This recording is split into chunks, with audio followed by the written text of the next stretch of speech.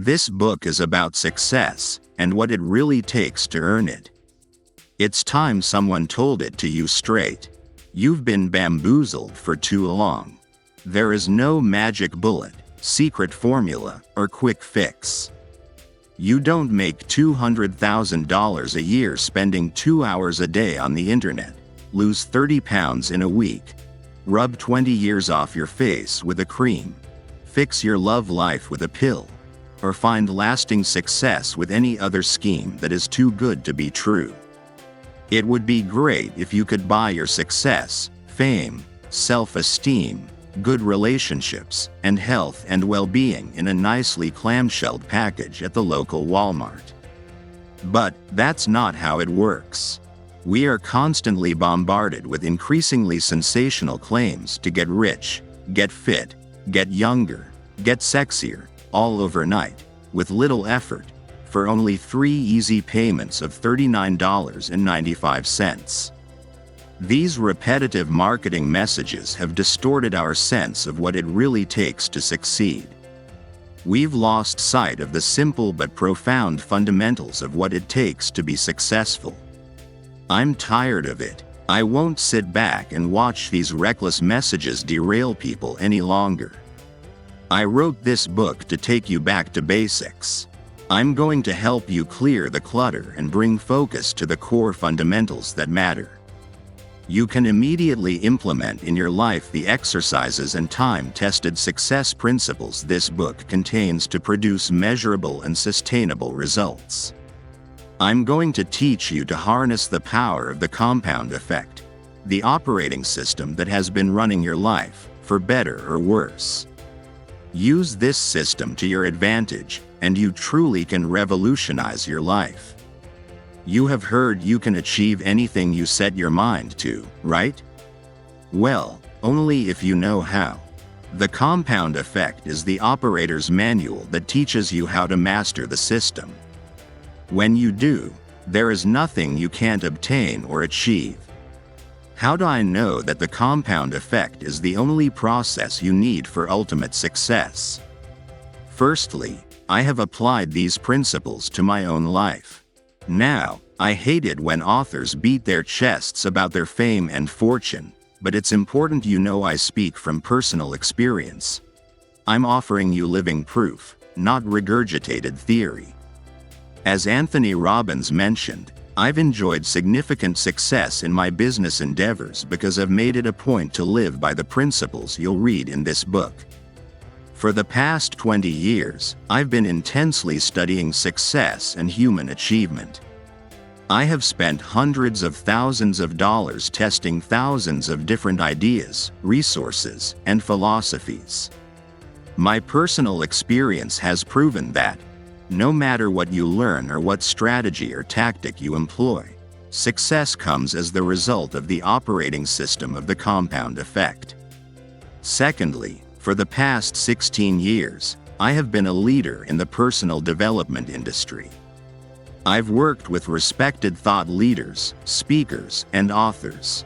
As a speaker and consultant, I've trained tens of thousands of entrepreneurs. I've mentored business leaders, corporate executives, and countless high achievers. From thousands of case studies, I have extracted what works and what doesn't. This book contains those half-dozen fundamentals. They comprise the operating system called the compound effect. Before we dig in, I have one warning: earning success is hard. The process is laborious, tedious, sometimes even boring. Becoming wealthy, influential, and world-class in your field is slow and arduous. Don't get me wrong. You'll see results in your life from following these steps almost immediately.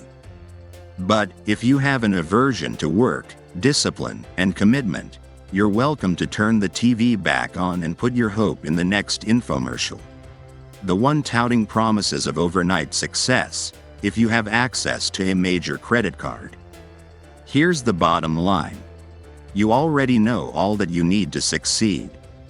You don't need to learn anything more.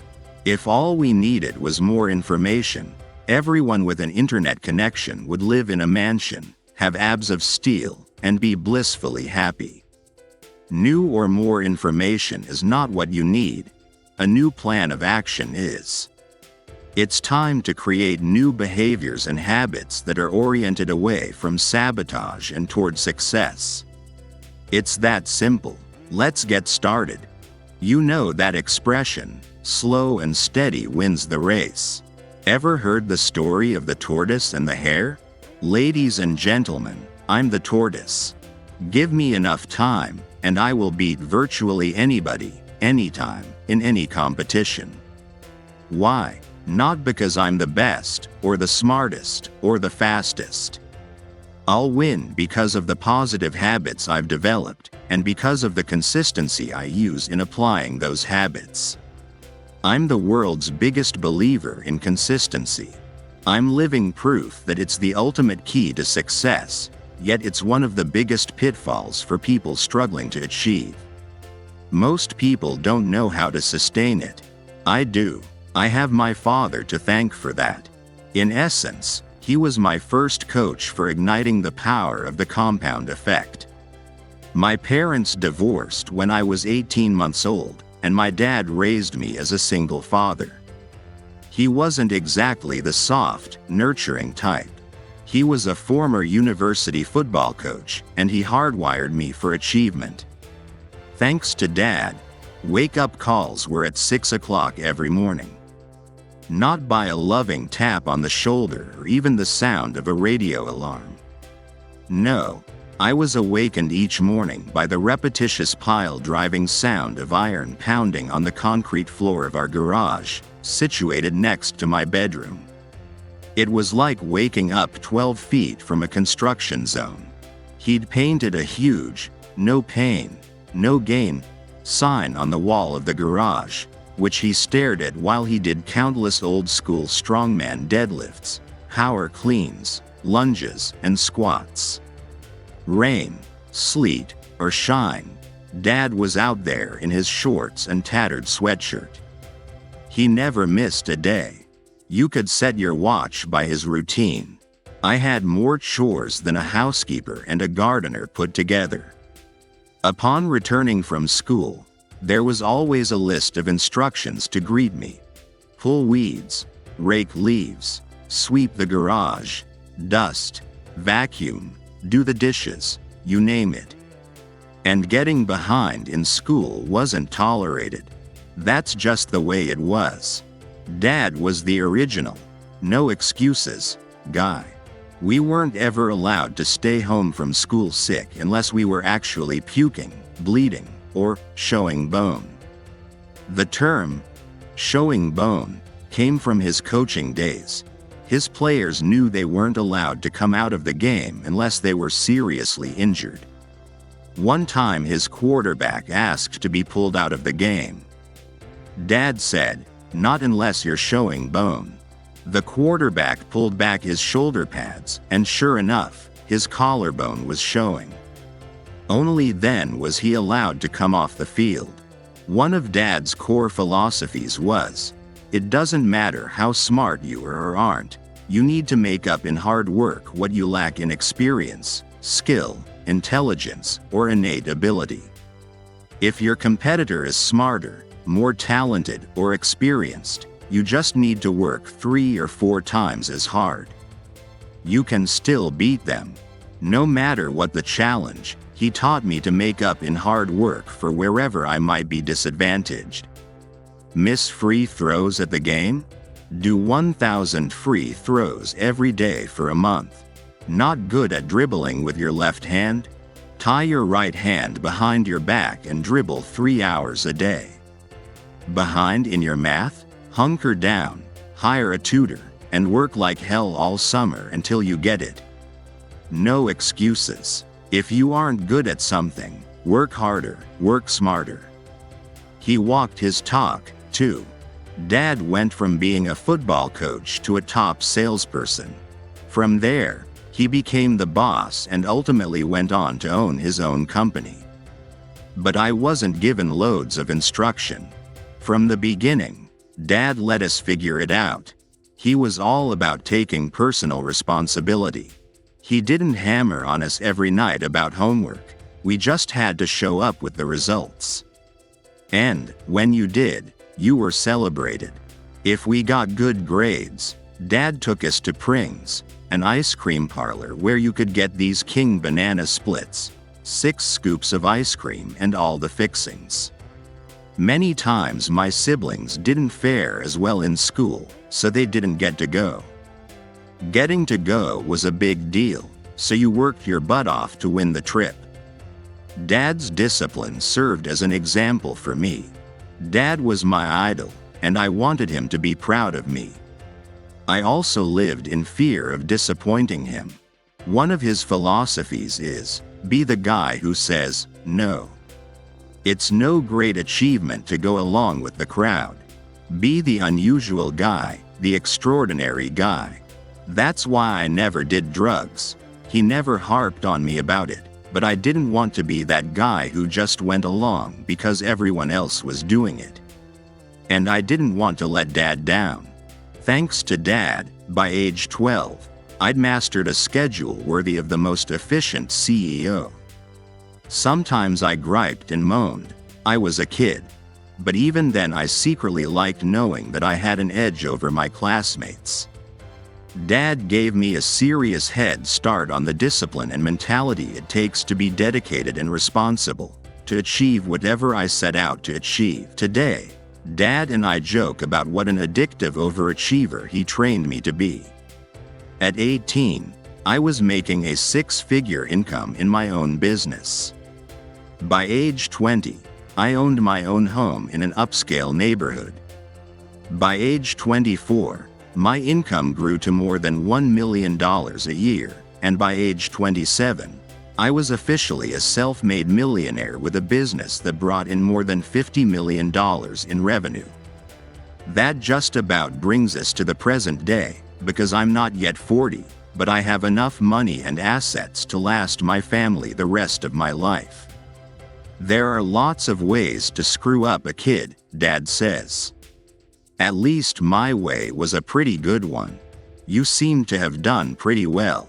So, while I admit that I've had to practice sitting on my hands and being present in the moment, or chilling out peacefully in a beach chair from time to time, without taking a pile of business books or self-improvement CDs with me, I'm grateful for the success skills I learned from my dad and my other mentors along the way.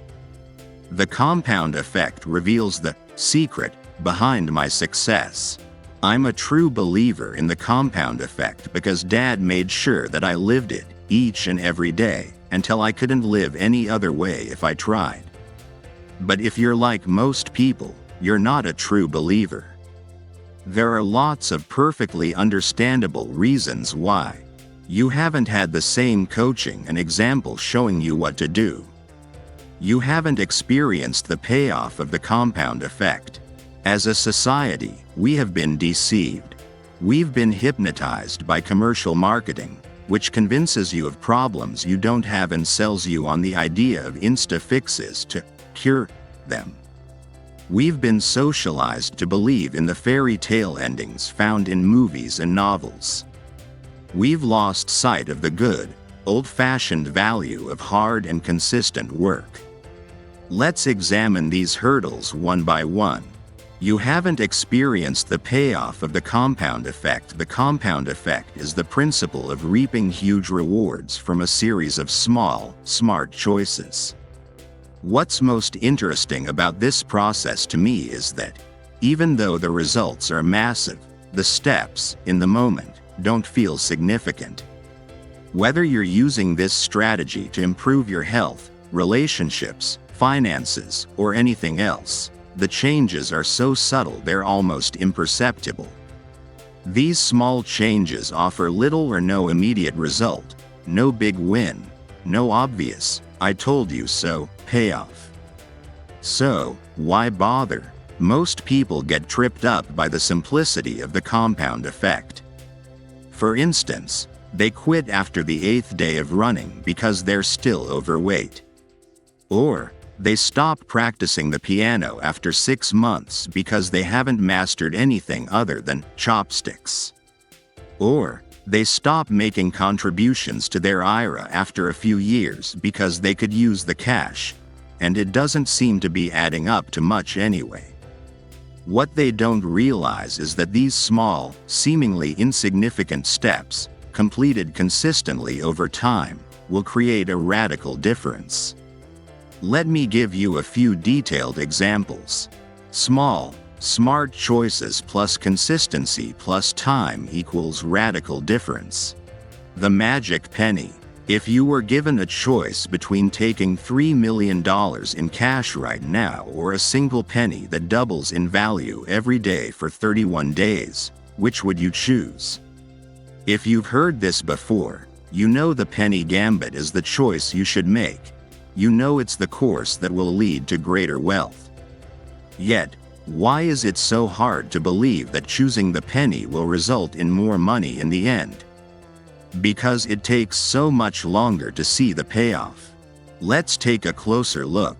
Let's say you take the cold, hard cash, and your friend goes the penny route. On day 5, your friend has 16 cents. You, however, have $3 million. On day 10, it's $5.12 versus your big bucks. How do you think your friend is feeling about her decision? You're spending your millions, enjoying the heck out of it, and loving your choice. After 20 full days, with only 11 days left, Penny Lane has only $5,243. How is she feeling about herself at this point? For all her sacrifice and positive behavior, she has barely more than $5,000. You, however, still have $3 million. Then the invisible magic of the compound effect starts to become visible.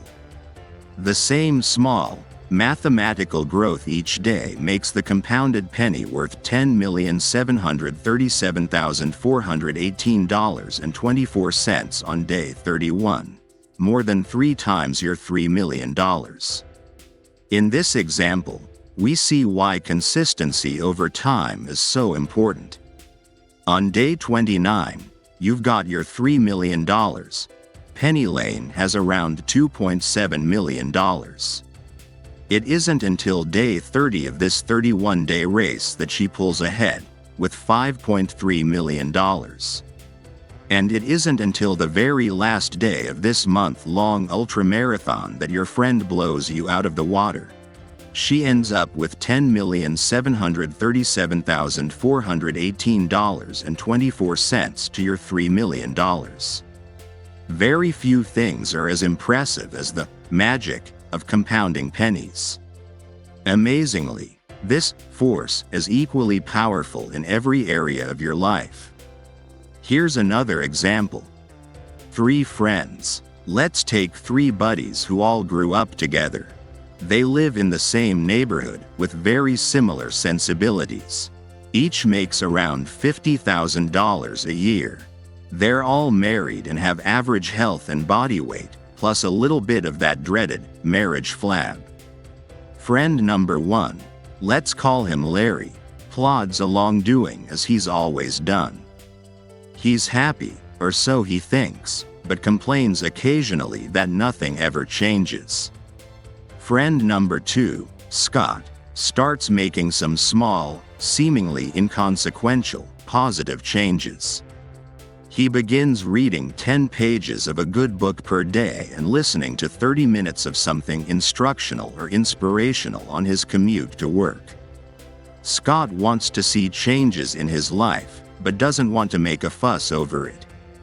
He recently read an interview with Dr. Mehmet Oz in Success magazine and chose one idea from the article to implement in his life. He's going to cut 125 calories from his diet every day. No big deal. We're talking maybe a cup of cereal less, trading that can of soda for a bottle of seltzer, switching from mayo to mustard on his sandwich. Doable. He's also started walking a couple thousand extra steps per day, less than a mile. No grand acts of bravery or effort. Stuff anyone could do. But Scott is determined to stick with these choices, knowing that even though they're simple, he could easily be tempted to abandon them. Friend number 3, Brad, makes a few poor choices. He recently bought a new big screen TV so he can watch more of his favorite programs. He's been trying out the recipes he's seen on the Food Channel. The cheesy casseroles and desserts are his favorites. Oh, and he installed a bar in his family room and added 1 alcoholic drink per week to his diet. Nothing crazy. Brad just wants to have a little more fun. At the end of 5 months, no perceivable differences exist among Larry, Scott, or Brad. Scott continues to read a little bit every night and listen to audios during his commute. Brad is enjoying life and doing less. Larry keeps doing as he always has. Even though each man has his own pattern of behavior, 5 months isn't long enough to see any real decline or improvement in their situations. In fact, if you charted the 3 men's weights, you'd see a rounding error of 0. They'd look exactly equal. At the end of 10 months, we still can't see noticeable changes in any of their lives. It's not until we get to the end of the 18th month that the slightest differences are measurable in these 3 friends' appearances. But at about month 25, we start seeing really measurable, visible differences. At month 27, we see an expansive difference. And by month 31, the change is startling. Brad is now fat, while Scott is trim. By simply cutting 125 calories a day, in 31 months, Scott has lost 33 pounds. Brad ate only 125 more calories a day in that same time frame and gained 33.5 pounds. Now he weighs 67 pounds more than Scott. But the differences are more significant than weight. Scott's invested almost 1,000 hours reading good books and listening to self-improvement audios. By putting his newly gained knowledge into practice, he's earned a promotion and a raise. Best of all, his marriage is thriving. Brad, he's unhappy at work, and his marriage is on the rocks. And Larry? Larry is pretty much exactly where he was 2.5 years ago, except now he's a little more bitter about it. The phenomenal power of the compound effect is that simple. The difference between people who employ the compound effect for their benefit and their peers who allow the same effect to work against them is almost inconceivable. It looks miraculous, like magic or quantum leaps. After 31 months, or 31 years, the person who uses the positive nature of the compound effect appears to be an overnight success. In reality, his or her profound success was the result of small, smart choices, completed consistently over time. The ripple effect. The reality is that even one small change can have a significant impact, causing an unexpected and unintended ripple effect. Let's take a closer look at one of Brad's bad habits, eating rich food more frequently, to better understand how the compound effect can also work negatively and create a ripple effect that impacts his entire life. Brad starts making muffins from a recipe he learned on the Food Channel. He's proud of his cooking, and his family loves it. It seems to add value all around. He begins making them, and other sweets, frequently. He enjoys his own cooking and eats more than his fair share, though not so much that anyone notices. However, the extra food makes Brad sluggish at night. He wakes up a little groggy, which makes him cranky. The crankiness and sleep deprivation begin to affect his work performance. He's less productive, and as a result, he receives discouraging feedback from his boss. By the end of the day, he feels dissatisfied with his job, and his energy level is low. The commute home feels longer and more stressful than ever. All of this makes him reach for more comfort food. Stress has a way of doing that. The lack of energy makes Brad less likely to take walks with his wife, like he used to. He simply doesn't feel like it. She misses their time together and takes his withdrawal personally. With fewer shared activities with his wife and no fresh air or exercise, Brad's not getting the endorphin release that used to make him feel upbeat and enthusiastic. Because he's not as happy, he starts finding fault with himself and others, and stops complimenting his wife. As his body starts to feel flabby, he feels less self-confident, less attractive, and becomes less romantic. Brad doesn't realize how his lack of energy and affection toward his wife is affecting her. He just knows he feels off. He starts losing himself in late-night TV because it's easy and distracting. Sensing his distance, Brad's wife begins to complain, then becomes needy. When that doesn't work, she emotionally withdraws to protect herself. She feels lonely. She pours her energy into her work and spends more time with her girlfriends to fulfill her need for companionship. Men start flirting with her, which makes her feel desirable again. She would never cheat on Brad, but he senses something is wrong. Instead of realizing that his poor choices and behaviors are the root of their problems, he finds fault with his wife. Believing that the other person is wrong, rather than looking inward and doing the work necessary to clean up your own mess, is basic psychology 101. In Brad's case, he doesn't know to look inside. They don't offer self-improvement or relationship advice on Top Chef or his favorite crime shows. However, the thought may have occurred to him that, if he had read the personal development books his buddy Scott read, he might have learned ways to change negative habits. Unfortunately for Brad, the small choices he made daily created a ripple that wreaked havoc on every area of his life. Of course, all that calorie counting and intellectual stimulation has had the opposite effect on Scott, who's now reaping the bounty of positive results. In The Slight Edge, Jeff Olson, another Jim Rohn protege, describes this as the repetition of simple daily disciplines versus the simple errors in judgment. It's that simple. With enough time and consistency, the outcomes become visible. Better yet, they're totally predictable.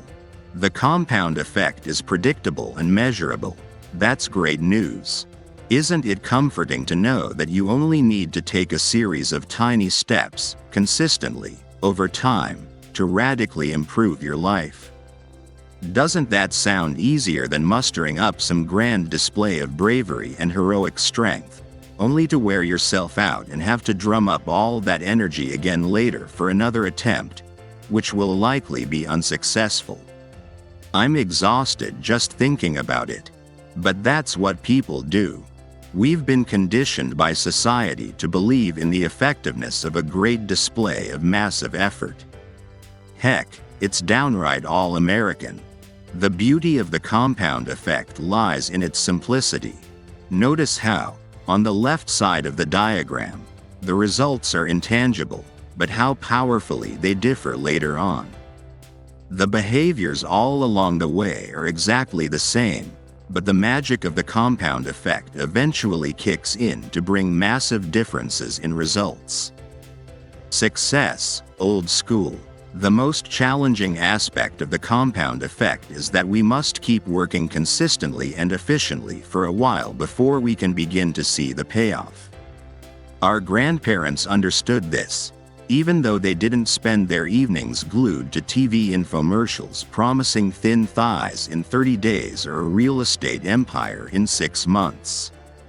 I bet your grandparents worked 6 days a week, from sunup to sundown, using the skills they learned in their youth and refined throughout their entire lives.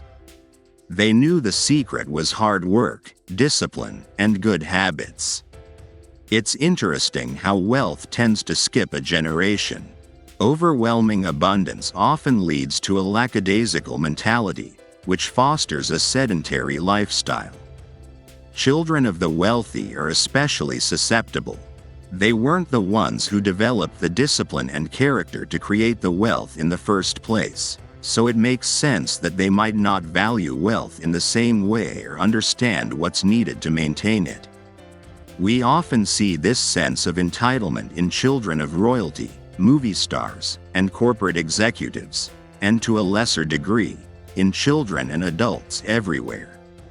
As a nation, we've lost our appreciation for the value of a strong work ethic.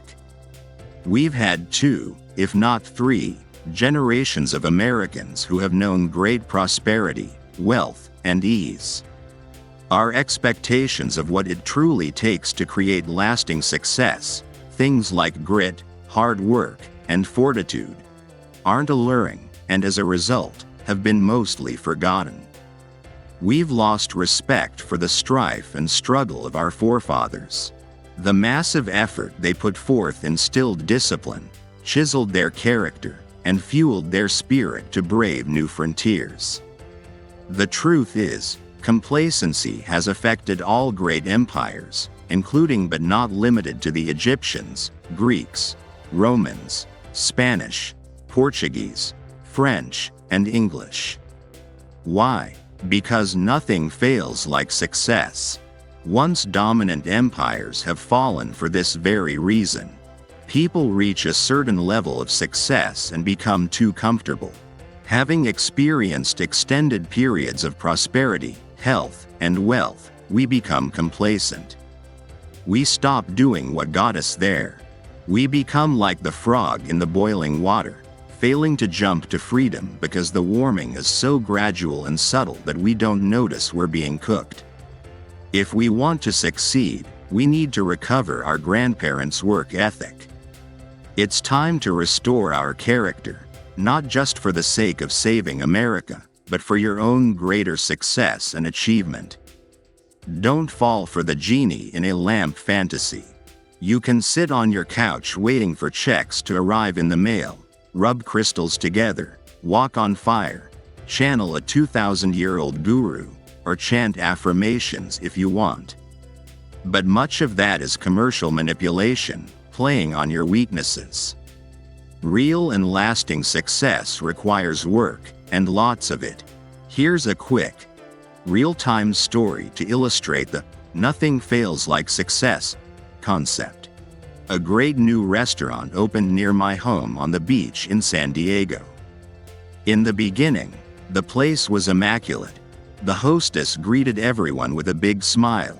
The service was impeccable, with the manager checking in to ensure everything was perfect, and the food was sensational. Soon, people began lining up to eat there, often waiting more than an hour to be seated. Unfortunately, over time, the restaurant's staff started to take their success for granted. The hostess became snooty, the service staff disheveled and curt, and the food quality became inconsistent. The restaurant went out of business within 18 months. They failed because of their success. Or rather, they stopped doing what made them successful in the first place. Their success clouded their perspective, and they slacked off. Microwave mentality. Understanding the compound effect will rid you of the instant results. Expectation. The belief that success should be as fast as your fast food. 1-hour glasses, 30-minute photo processing, overnight mail, microwave eggs, instant hot water, and text messaging. Enough already, okay? Promise yourself that you're going to let go of those lottery winner expectations once and for all. Because, let's face it, you only hear about the one winner, not the millions of losers. That person you see jumping for joy in front of a Vegas slot machine or at the Santa Anita horse track doesn't mention the hundreds of times they lost. When we consider the mathematical odds of a positive result, we end up with a rounding error of 0. meaning you have almost zero chance of winning. Harvard psychologist Daniel Gilbert, author of Stumbling on Happiness, points out that if we gave lottery losers 30 seconds on TV to announce not, "I won," but "I lost," it would take almost 9 years to get through all the losers from just one drawing. When you understand how the compound effect works, you won't long for quick fixes or silver bullets. Don't fool yourself into thinking that a mega successful athlete didn't endure bone-crushing drills and thousands of hours of practice. That athlete got up early to practice and kept practicing long after everyone else stopped. He faced the agony, frustration, failure, loneliness, hard work, and disappointment it took to become number one. By the end of this book, or even sooner, I want you to deeply understand that your only path to success lies in a continuum of mundane, unsexy, unexciting, and sometimes difficult daily disciplines compounded over time. Understand, too, that the results, the life, and the lifestyle of your dreams are attainable when you put the compound effect to work for you. If you use the principles outlined in the compound effect, you can create your fairy tale ending. The compound effect is always working.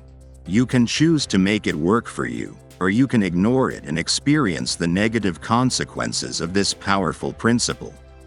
Starting today, you can decide to make simple, positive changes and let the compound effect take you where you want to go.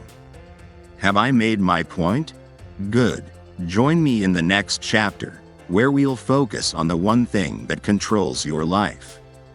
Every victory or defeat, triumph or failure, has started with this. Everything you have, or don't have, right now in your life has been shaped by this. Learn to change this, and you can change your life. Let's discover what it is. Choices. We all come into this world the same way, naked, scared, and ignorant. After that grand entrance, the life we end up with is simply the result of the choices we make. Our choices can either be our best friend or our worst enemy. They can guide us toward our goals, or they can send us drifting into a distant galaxy. Think about it. Everything in your life exists because you first made a choice about something. Choices are at the root of every result in your life. Each choice triggers a behavior that over time becomes a habit. Choose poorly, and you might find yourself back at square one, forced to make new, and often harder, choices. Don't choose at all, and you've made the choice to be a passive receiver of whatever life throws your way. In essence, you make your choices, and then your choices make you. Every decision, no matter how small, alters the trajectory of your life. Whether it's deciding whether or not to go to college, whom to marry, whether to have that last drink before driving, whether to indulge in gossip or stay silent, whether to make one more prospecting call or call it a day, or whether to say, "I love you," or not. Every choice impacts the compound effect in your life. This chapter is about becoming aware of and making choices that support the growth and expansion of your life. It may sound complicated, but you'll be amazed at how simple it really is. No longer will 99% of your choices be unconscious. No longer will most of your daily routines and traditions be mere reactions to your programming. You'll begin asking yourself, and being able to answer, how many of my behaviors have I not consciously chosen? What am I doing every day that I didn't intentionally decide to do? By employing the same foolproof strategies I've used to propel my own life and career, strengthened by the compound effect, you'll be able to loosen the grip of the things that are unraveling your life and pulling you in the wrong direction. You'll be able to hit the pause button before you stumble into poor choices. You'll experience the ease of making decisions that lead to behaviors and habits that support you every time. Your biggest challenge isn't that you've intentionally been making bad choices. Heck, that would be easy to fix. Your biggest challenge is that you've been sleepwalking through your choices. Half the time, you aren't even aware you're making them. Our choices are often shaped by our culture and upbringing. They can become so deeply ingrained in our routines and habits that they seem beyond our control. For example, have you ever been going about your life, enjoying the ride, when suddenly you make a stupid choice, or a series of small choices, that ultimately sabotage all your hard work and momentum for no apparent reason? You didn't intend to sabotage yourself, but by not pausing to think about your decisions, considering the risks and potential outcomes, you found yourself facing unintended consequences. Nobody intends to become obese, go through bankruptcy, or get a divorce, but those consequences are often, if not always, the result of a series of small, poor choices. Elephants don't bite. Have you ever been bitten by an elephant? How about a mosquito? It's the little things in life that can bite you. Occasionally, we see major mistakes that threaten to destroy a career or reputation in an instant. The famous comedian who rants racial slurs during a stand-up routine. The drunken anti-Semitic outbursts of a once-celebrated humanitarian. The anti-gay rights senator caught soliciting gay sex in a restroom. Or the admired female tennis player who uncharacteristically explodes with expletives at an official. Clearly, these types of poor choices have major repercussions. But even if you've made such a big mistake in your past, it's not the massive, extraordinary missteps or tragic moments that we're concerned with here. For most of us, it's the frequent, small, and seemingly inconsequential choices that are of grave concern. I'm talking about the decisions you think don't matter at all. It's the little things that inevitably and predictably derail your success. Whether they're boneheaded maneuvers, no big deal behaviors, or even choices disguised as positive ones, those are especially dangerous. These seemingly insignificant decisions can completely throw you off course, because you're not mindful of them. You get overwhelmed, space out, and are unaware of the little actions that slowly veer you off course. The compound effect is working, all right. It always works, remember? But in this case, it works against you because you're sleepwalking through your choices. For example, you inhale a soda and a bag of potato chips, only to realize after polishing off the last chip that you've blown an entire day of healthy eating, and you weren't even hungry. Or maybe you lose 2 hours watching mindless TV. Okay, let's give you some credit and call it an educational documentary. Before realizing you spaced out on preparing for an important presentation to land a valuable client. Or perhaps you blurt out a knee-jerk lie to a loved one when the truth would have worked just fine. What's going on? You've allowed yourself to make a choice without thinking. And as long as you're making choices unconsciously, you can't consciously choose to change those ineffective behaviors and turn them into productive habits. It's time to wake up and start making empowering choices. Thanksgiving year-round. It's easy to point fingers at others, right? I'm not getting ahead because of my lame boss. I would have gotten that promotion if it hadn't been for that backstabbing coworker. I'm always in a bad mood because my kids are driving me crazy. We're particularly good at finger pointing when it comes to our romantic relationships, where the other person is the one who needs to change. A few years ago, a friend of mine was complaining about his wife. From what I could see, she was a wonderful lady, and he was lucky to have her. I told him as much, but he continued to list all the ways she was responsible for his unhappiness. That's when I shared an experience that had literally changed my marriage. One Thanksgiving, I decided to keep a Thanksgiving journal for my wife. Every day for an entire year, I logged at least one thing I appreciated about her. The way she interacted with her friends, how she cared for our dogs, the fresh bed she prepared, the delicious meal she whipped up, or the beautiful way she styled her hair that day, whatever it was. I focused on the things she did that touched me or revealed qualities I appreciated. I secretly wrote them down for the entire year. By the end of that time, I'd filled an entire journal. When I gave it to her the following Thanksgiving, she cried, calling it the best gift she'd ever received.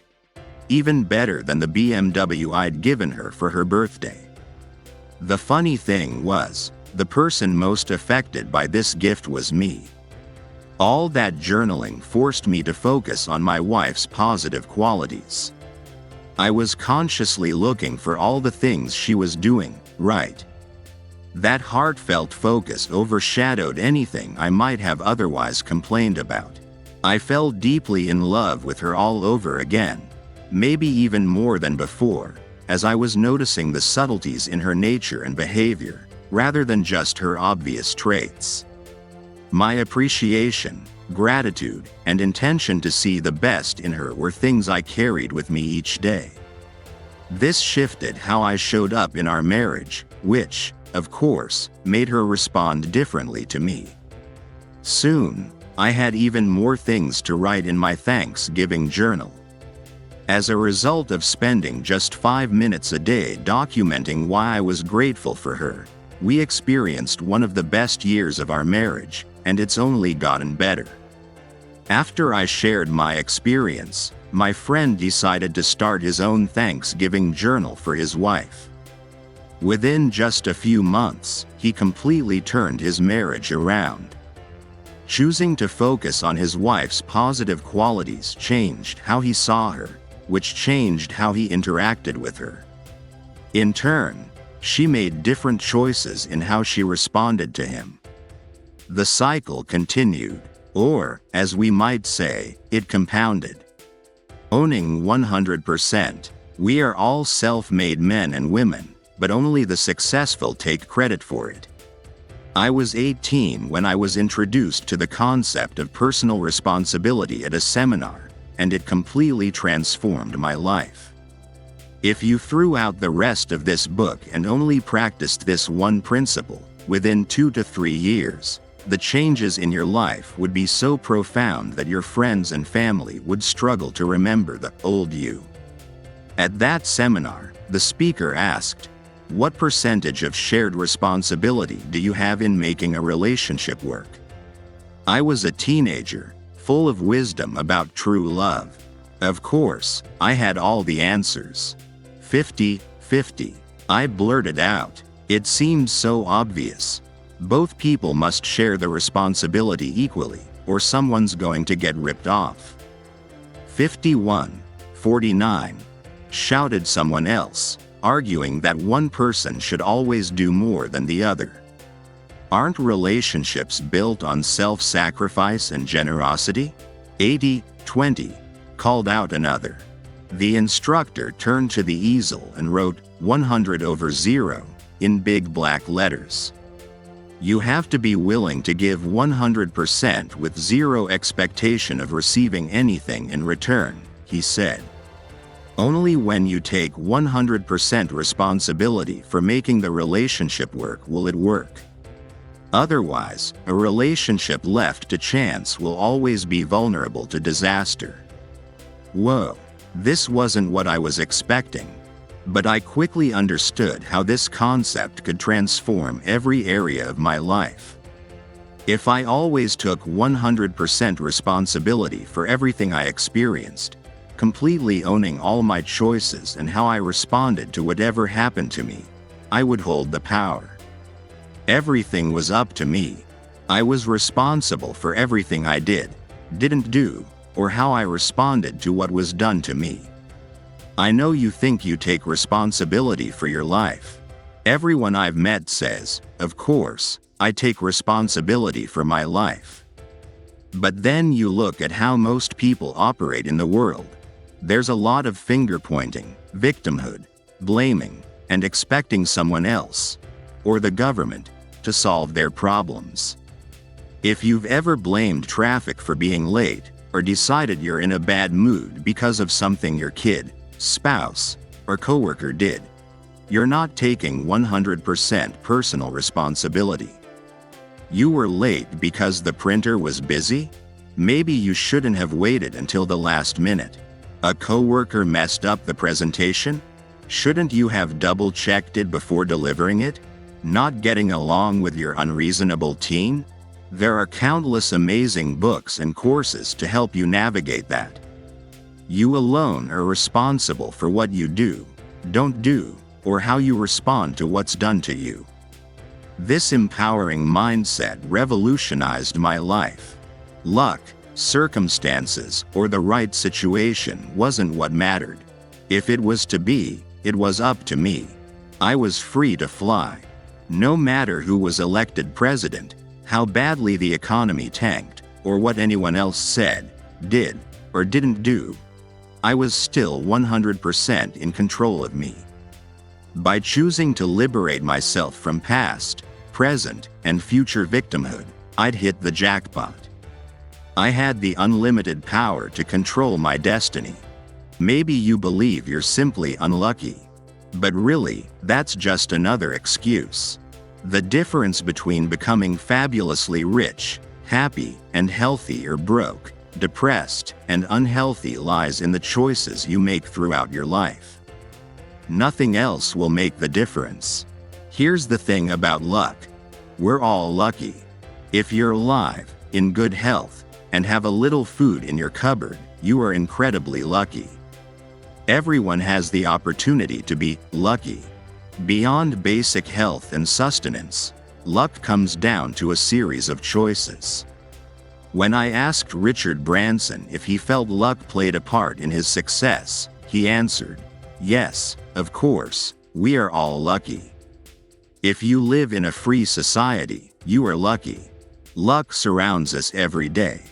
We are constantly having lucky things happen to us, whether you recognize it or not. I have not been any more lucky or unlucky than anyone else. The difference is when luck came my way, I took advantage of it. Spoken like a man who has been knighted with wisdom. While we're on the topic, I believe the old adage, luck is when opportunity meets preparation, isn't enough. I believe there are two other critical components to luck.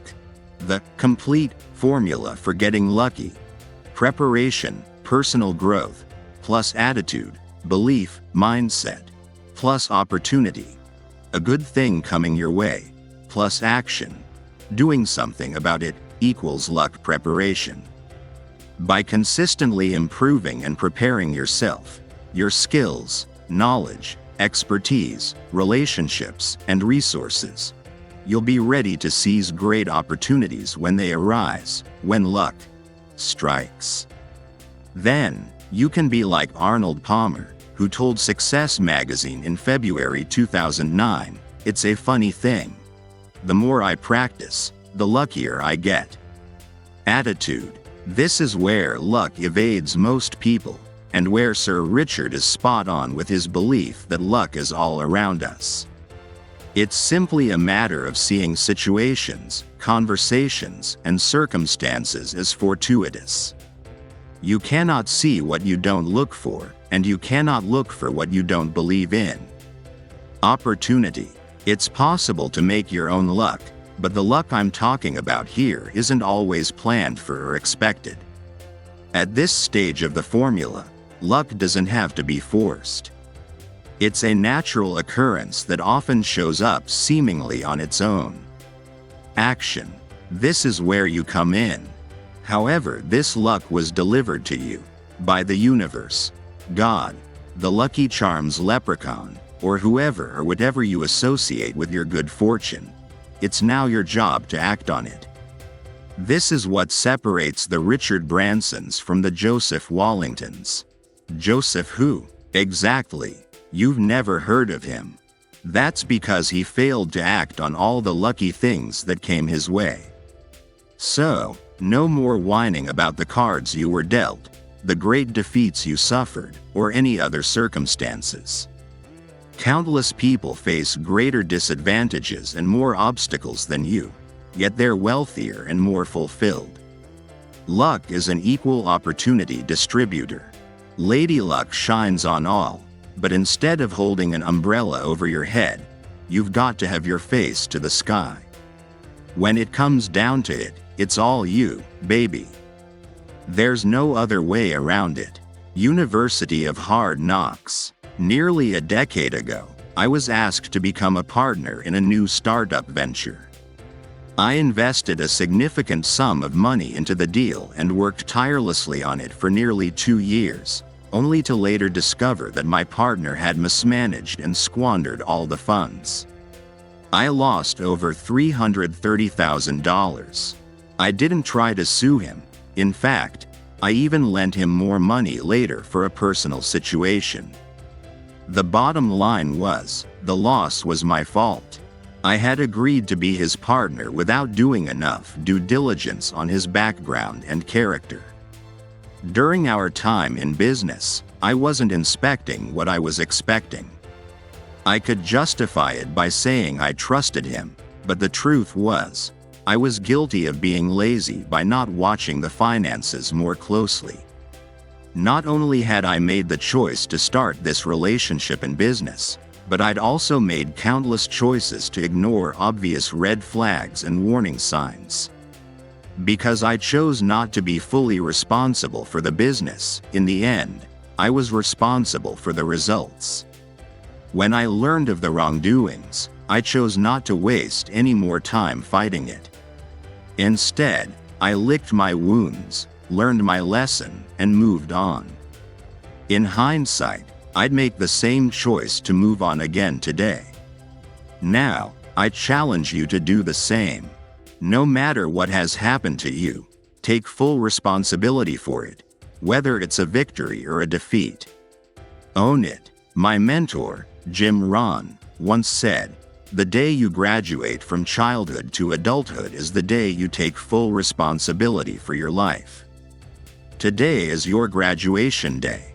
From this day forward, choose to be 100% responsible for your life.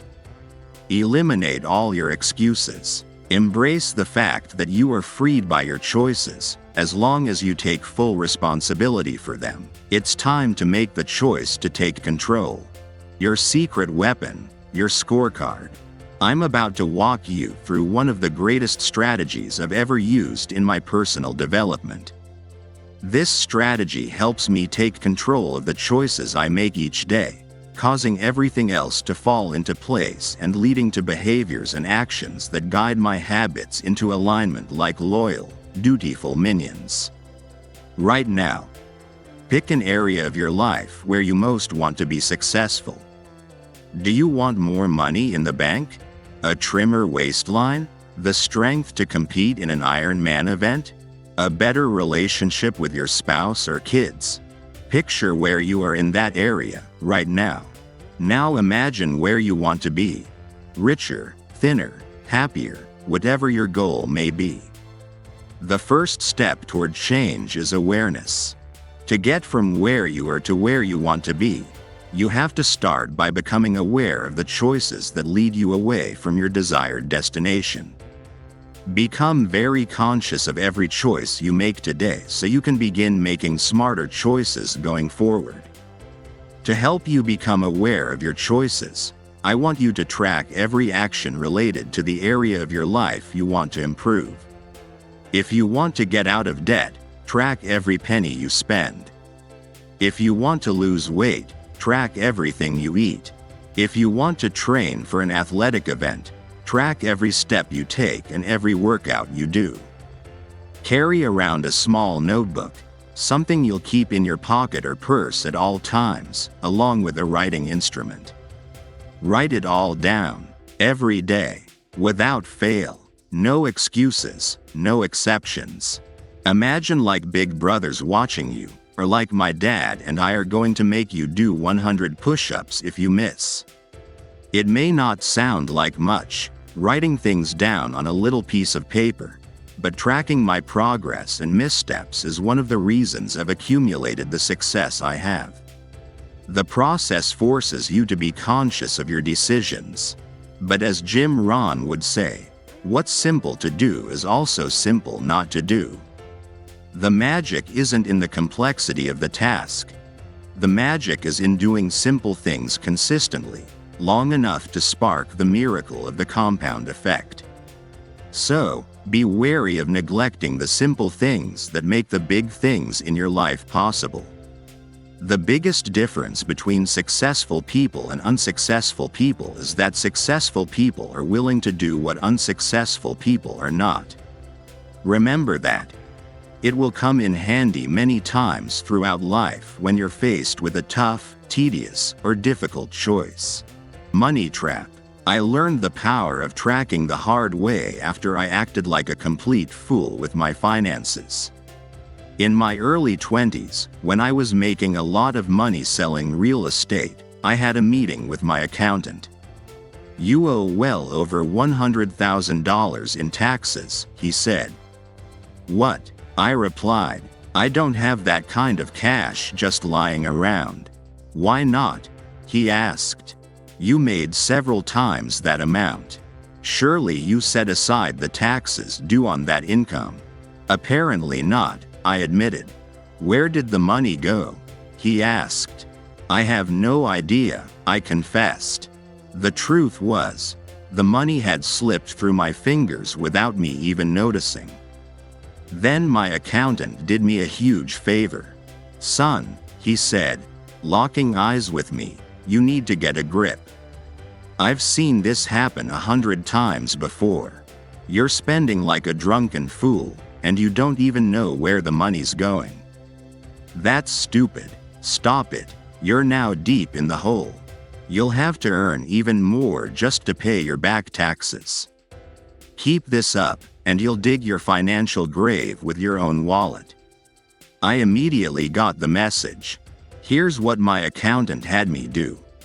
Carry a small notepad in my back pocket and write down every cent I spent for 30 days. Whether it was $1,000 for a new suit or 50 cents for air to fill my tires, everything had to be logged. It was eye-opening. Suddenly, I became acutely aware of all the unconscious choices I was making that resulted in money flying out of my pockets. I even resisted buying some things just to avoid writing them down in that notepad. Tracking my spending for 30 days created an entirely new awareness and disciplined approach to my money. Since awareness and positive behaviors compound, I found myself being more proactive with my finances, saving more for retirement, finding areas to cut unnecessary expenses, and actually enjoying money more, especially when it came to entertainment, where I became more thoughtful about how I spent. This tracking exercise didn't just change my spending habits, it fundamentally changed how I related to my money. It worked so well that I've used the same technique many times to change other behaviors. Over the years, I've tracked what I eat and drink, how much I exercise, how much time I dedicate to developing skills, the number of sales calls I make, and even how I've improved relationships with my family, friends, and spouse. The results have been just as profound as my financial wake-up call. By purchasing this book, you're essentially paying for my guidance and advice. Now, I'm going to insist you track your behaviors for at least one full week. This book isn't just here to entertain you, it's designed to help you get results. And to get results, you need to take action. You've probably heard about tracking before. In fact, you've probably tried it at some point. But I bet you're not doing it right now, are you? How do I know? Because your life isn't as successful as you want it to be. You've gotten off track. Tracking is the key to getting back on course. Do you know how casinos make so much money in Vegas? They track every table, every winner, and every hour. Why do Olympic trainers get paid top dollar? Because they track every workout, every calorie, and every micronutrient for their athletes. All winners are trackers. Right now, I want you to track your life with the same intention, to bring your goals into focus. Tracking is a simple exercise. It works because it brings moment-to-moment awareness to the actions you take in the area of your life that you want to improve. You'll be amazed at what you'll learn about your behavior. You can't manage or improve something until you measure it. Likewise, you can't fully tap into your talents, resources, and potential until you're aware of and accountable for your actions. Every professional athlete and their coach track every performance down to the smallest detail. Pitchers know their stats on every pitch in their repertoire. Golfers track even more data on their swings. Professional athletes adjust their performances based on what they've tracked, because they know that improving their stats leads to winning more games and earning more money. I want you to know exactly how well you're doing at any given moment. I'm asking you to track yourself as if you're a valuable commodity. Because you are. If you want that idiot-proof system we talked about earlier, this is it. So, regardless of whether you think you're aware of your habits or not, trust me, you're not. I'm asking you to start tracking. Doing so will revolutionize your life and, ultimately, your lifestyle.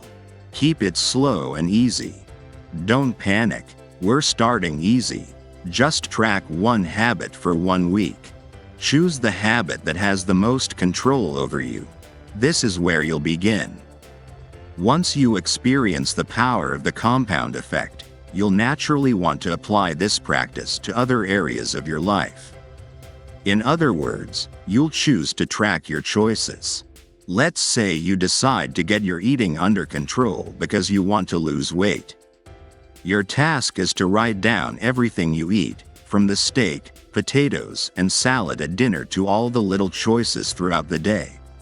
The handful of pretzels in the break room, that second slice of cheese on your sandwich, that fun-sized candy bar, those samples at Costco, or the extra sips of wine when the host refills your glass. Don't forget the beverages. They all add up, but they're easy to forget unless you track them. Again, writing these down sounds simple, and it is, but only if you do it. What will tracking look like? It will be thorough, organized, and relentless, constant. Each day, start by writing down the date on a fresh page, and then keep track of everything. What happens after the first week? You'll probably be in shock. You'll be amazed at how those calories, pennies, and minutes have been slipping away. You didn't even realize they were disappearing. But keep going. Track for 3 weeks. Maybe you're groaning at the thought. You just don't want to do it. But trust me, after 1 week, you'll be so amazed by the results that you'll gladly sign up for 2 more weeks. I can practically guarantee it.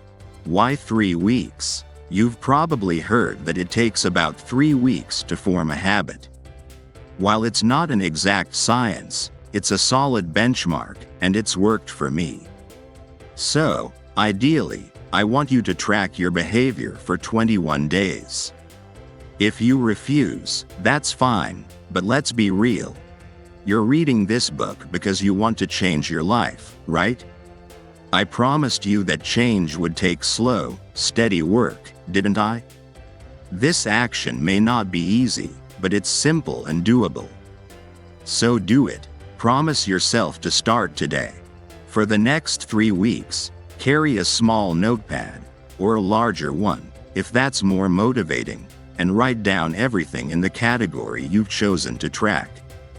What happens after 3 weeks? You'll move from the shock of the first week to the happy surprise of how becoming conscious of your actions begins to shape them. You'll ask yourself, do I really want that candy bar? I'll have to pull out my notebook and write it down, and I'll feel a little embarrassed. That's 200 calories saved right there.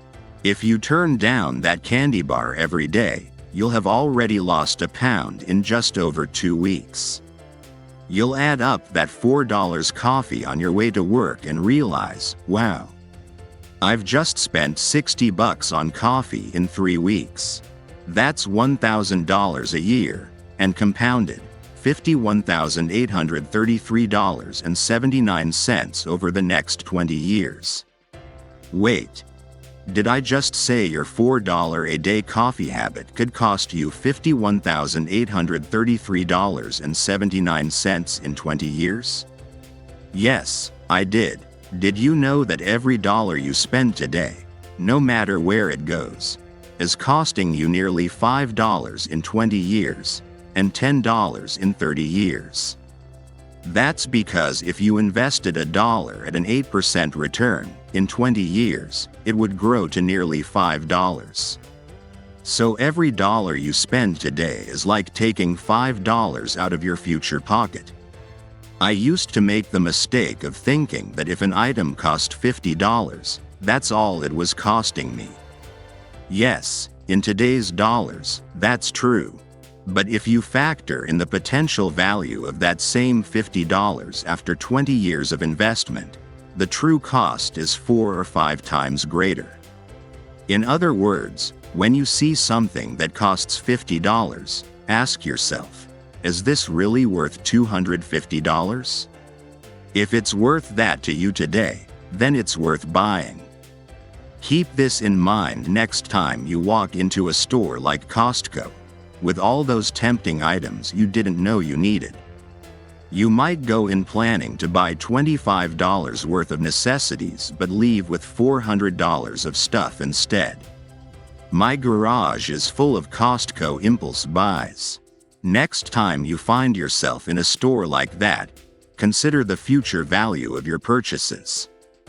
Chances are, you'll put that $50 crepe maker back on the shelf, knowing it's better for your future self to save that $250 instead. Make the right choices every day, and over the course of weeks, months, and years, you'll see how much financial abundance you can create.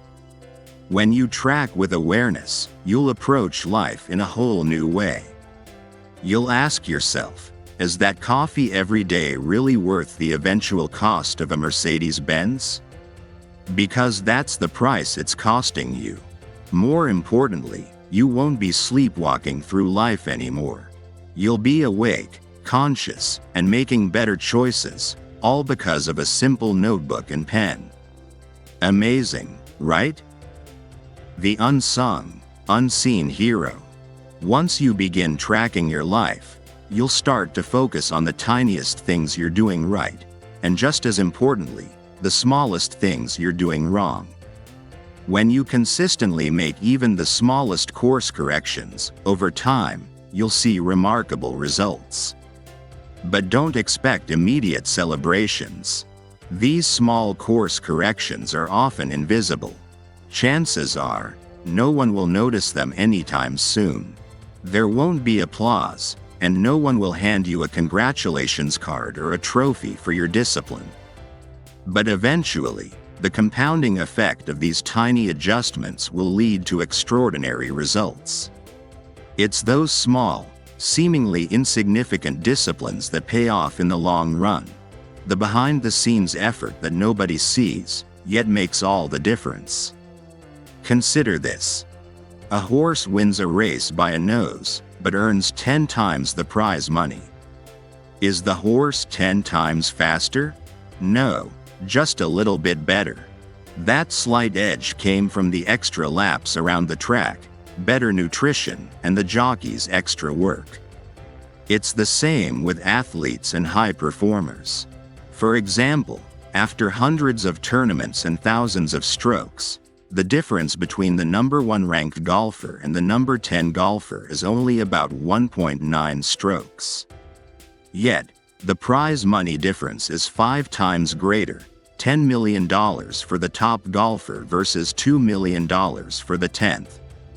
The number 1 golfer isn't 5 times better. In fact, he's only 2.7% better on average. Yet, the financial rewards are exponentially greater. That's the power of the compound effect. That's the magic of little things adding up over time. It's not the big actions that make the difference.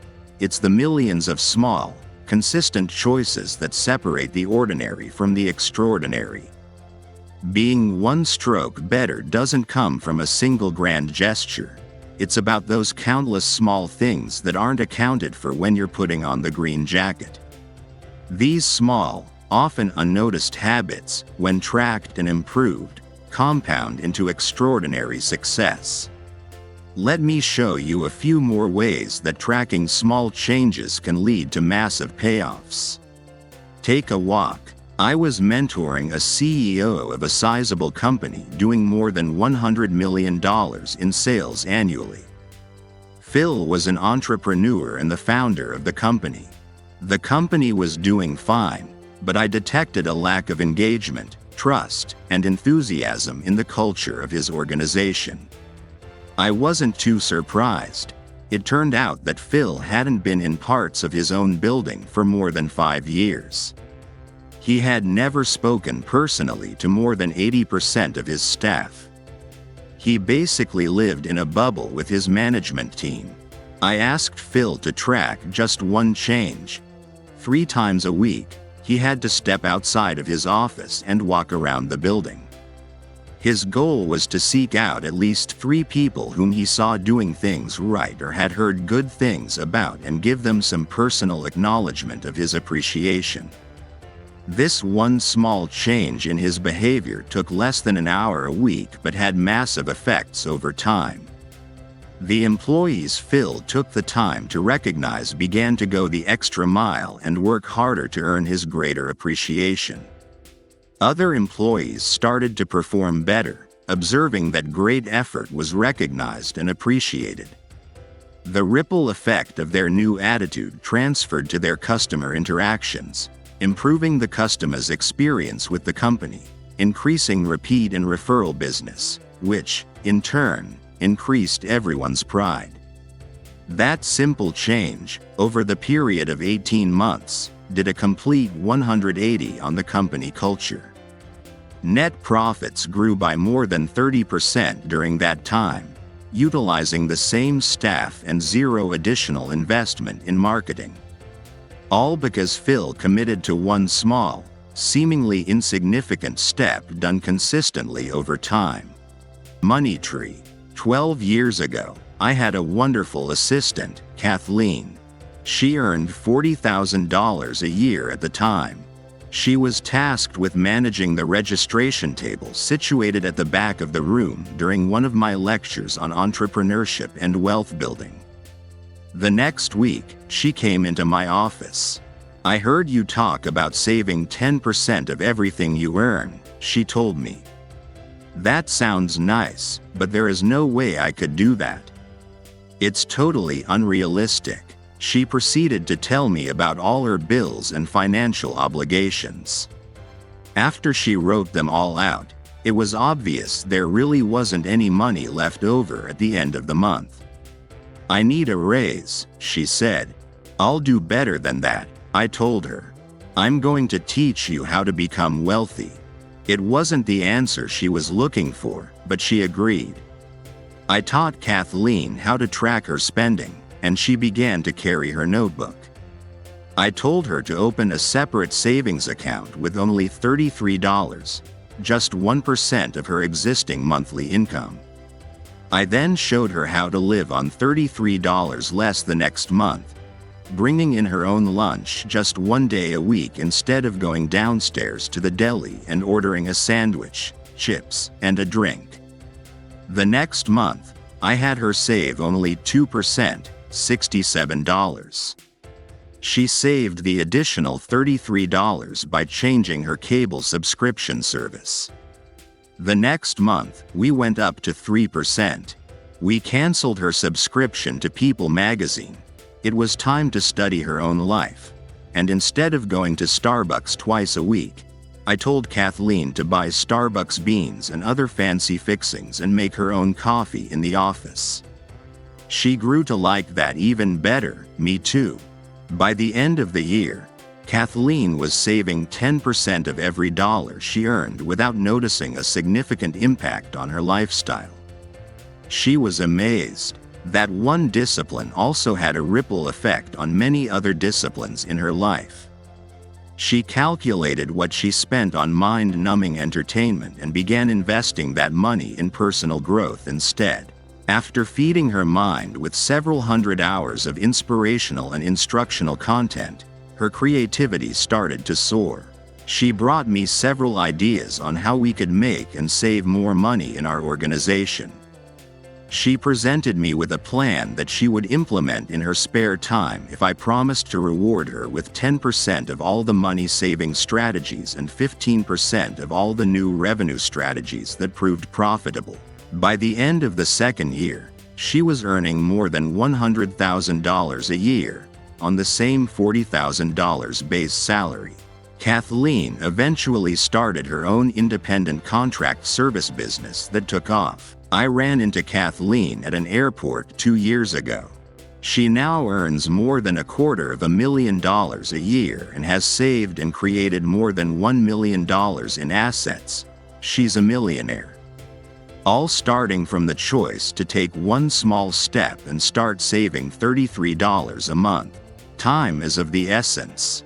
The earlier you start making small changes, the more powerfully the compound effect works in your favor. Suppose your friend listened to Dave Ramsey's advice and began putting $250 a month into an IRA when she got her first job after graduating from college at age 23. You, on the other hand, don't start saving until you're 40. By the time your friend is 40, she never has to invest another dollar and will have more than $1 million by the age of 67. Growing at 8% interest compounded monthly. You continue to invest $250 every month until you reach 67, the normal retirement age for Social Security for those born after 1960. When you're ready to retire, you'll have less than $300,000 and will have invested $27,000 more than your friend. Even though you saved for many more years and invested much more cash, you still ended up with less than a third of the money you could have had. That's what happens when we procrastinate and neglect necessary behaviors, habits, and disciplines. Don't wait another day to start the small disciplines that will lead you in the direction of your goals. Are you telling yourself that you're starting so late that you're already way behind the 8 ball and can never catch up? That's just another tired tape in your head. It's time to turn it off. It's never too late to reap the benefits of the compound effect. Suppose you've always wanted to play the piano but feel it's too late because you're about to turn 40. If you start now, by the time your retirement age, you could be a master, as you'll have been playing for 25 years. The key is to start now. Every great act, every fantastic adventure, starts with small steps. The first step always looks harder than it actually is. But what if 25 years is too long? What if you've only got time or patience for 10 years? In Brian Tracy's book Focal Point, Amicom, 2002, he models how to improve any area of your life by 1,000%. Not 10% or even 100%, but 1,000%. Let me outline it for you. All you have to do is improve yourself, your performance, and your output and earnings by 0.1% each workday. You even get to slack off on weekends. That is 1/1000th. Do you think you could do that? Of course, anyone could do that. Simple. Do it each day of the week, and you'll improve by 0.5% each week. Translation: not much, equaling 2% each month, which, compounded, adds up to 26% each year. Your income now doubles every 2.9 years. By year 10, you can be performing and earning 1,000% of what you are now. Isn't that amazing? You don't have to put in 1000% more effort or work 1000% more hours. Just 0.1% improvement each day. That's it. Success is a half marathon. Beverly was a salesperson for an educational software company for which I was doing a turnaround. One day she told me about her friend who was running a half marathon the upcoming weekend. I could never do such a thing, Beverly, who was significantly overweight, assured me. I get winded going up a single flight of stairs. If you want to, you can choose to do what your friend is doing, I told her. She balked, saying, "There's absolutely no way." My first step was to help Beverly find her motivation. So, Beverly, why would you want to run the half marathon? Well, my 20-year high school reunion is coming up next summer, and I want to look fabulous. But I've gained so much weight since I had my second child 5 years ago. I don't know how I can do it. Bingo. Now we had a motivating goal. But I proceeded with caution. If you've ever tried to lose weight, you probably know the drill. Buy an expensive gym membership, drop a fortune on personal trainers, new equipment, spiffy new workout clothes, and great athletic footwear. Work out vigorously for a week or so and then turn your elliptical machine into a clothes drying rack, ditch the gym, and let your sneakers mold in the corner. I wanted to try a better way with Beverly. I knew that if I could get her to choose just one new habit, she'd get hooked, and all the other behaviors would naturally fall into line. I asked Beverly to drive her car around the block and map out a 1-mile loop from her house. Then, I told her to walk the loop 3 times over a period of 2 weeks. Notice that I didn't ask her to start by running the mile. Instead, I started with something, a small, easy task that required no major stretch. Then I had her walk the loop 3 times in 1 week for an additional 2 weeks. Each day she made the choice to continue on. Next, I told Beverly to start a slow jog, only as far as she felt comfortable. As soon as she started feeling breathless, she was to stop and continue walking. I asked her to do this until she could run 1/4, then 1/2, and then 3/4 of that mile. It took 3 more weeks, 9 outings, before she could jog a full mile. After a total of 7 weeks, she was jogging the whole loop.